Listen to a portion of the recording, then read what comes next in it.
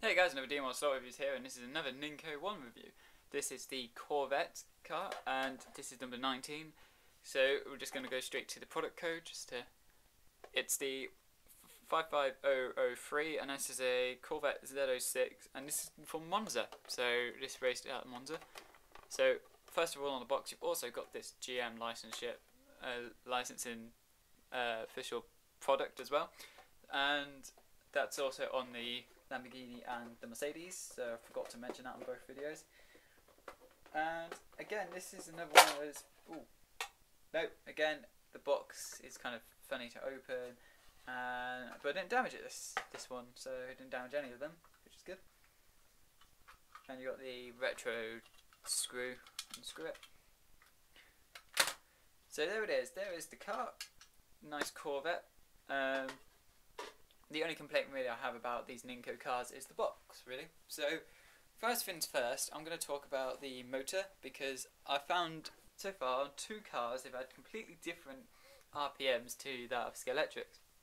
Scalextrics tend to keep with 18,000, and they've had two different configurations, sidewinder and direct drive. So this is another direct drive one, and this one is another 16,000 rev motor. And that's the same as the Diablo. So this car would be, I don't know whether it would be on the same sort of pace, and it would be on paper it would be the same as the Diablo.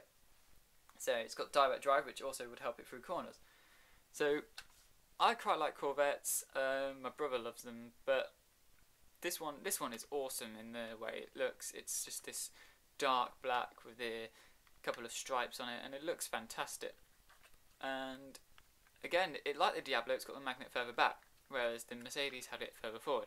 It's got the same sort of spring guide blade system, and it's got very, very nicely well done detailing all over it. Again, you can see straight through it with the hole, suggesting there's no interior detailing whatsoever, which unlike Scalextrics do with their whole interior detailing. So yeah, that's quite nice, really. This is the Z06, not the C6R, so I couldn't get a Corvette, a C6R, and compare it side by side because they're not identical anyway. So that's why I'm not doing that. But it does look rather nice. It's got nice detail in there as well.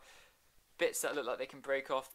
They're sort of rubbery, so they don't look too bad in the sense that when they break, they won't snap, which is kind of good. Worst thing is crashing the car and snapping the windows. Same with the rear spoiler as well. That looks like when that would snap, that would definitely break. So that's one thing you have to always take into consideration when racing these cars. And these lights look like they may pop out with a big enough bash.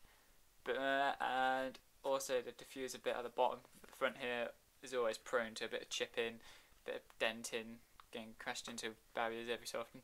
So again, not massive difference to many cars in regards to risk of damage, but as far as cars go, it's going to be interesting to test drive, especially compared to the Diablo, where it's got the same RPM as it. I quite like this car, and I think it's very nicely detailed as well, and I believe it was released maybe the same sort of time as the Ninco, the other two cars that I've just reviewed, only because of the product code. With Scalextrics it's C3, and then the second number is what you kind of gauge as to whether when they were released with one another or not. But this one, that one's 55003, and the other ones were 550 something. So they may have been released same time. I'm not a Ninco expert. I mainly do the Scalextric reviews, so I need to sort of do a bit more homework on those cars. But it's not very often I will be doing reviews on Ninco cars as well. So this is sort of a nice sort of treat for those who are not massive fans of Scalextrics, but they like slot cars anyway, and those who they prefer Ninco. So again, like the other two Ninco cars, no digital plug ready system, and I think compared to Skeletrix, maybe the price, they have a price on them, maybe different car range as well, so you can't really compare two slot car companies next to each other unless they produce the same cars, because really the car is the whole point of this. But you can take into respect things like the digital system and the magnets and the power that they put out and stuff like that. So if you were to decide between a Skeletrix Corvette, shall we say, and this Ninco Corvette, you'd have to take into account, would you want to race digital? If you've got a club nearby, what do they use? And because you could easily convert that into a Skeletrix digital car as well. So you've got to take in all these things into account. But I would say I would still go for the Skeletrix any day. But again, you also have to take into account like handling and things like that. So quite a lot to think about when you buy these cars, unless you're like me and it's Skeletrix all the way, or in retrospect Ninco and all the other manufacturers, because there's SCX as well, and they all sort of do, every company sort of covers each other in the amount of in what cars they do. One will do the same as the other, vice versa, and there'll always be sort of things to compare them with. So if it seems like I'm comparing it too much to the Skeletrix version, I'm not doing it on purpose. I'm just saying that you may want to take into consideration. Not to say that Ninco have definitely got their upsides as well, regarding to like you can find a Ninco car on sale so much easier than you would find a Skeletrix one.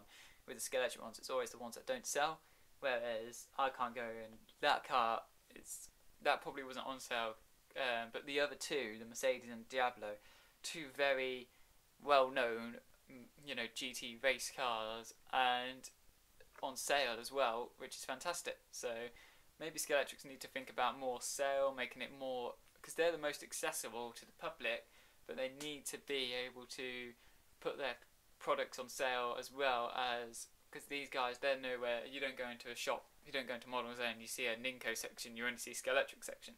So Ninco you would find on sale more, and they'd be cheaper on the internet, whereas Skeletrix keen to keep their price and they can hold their price for a couple of years. So that's the review. Please rate, comment and subscribe. Thanks for watching, and also check out the other videos and check out the 150 subscriber special as well. Thanks for watching, and check out the other videos.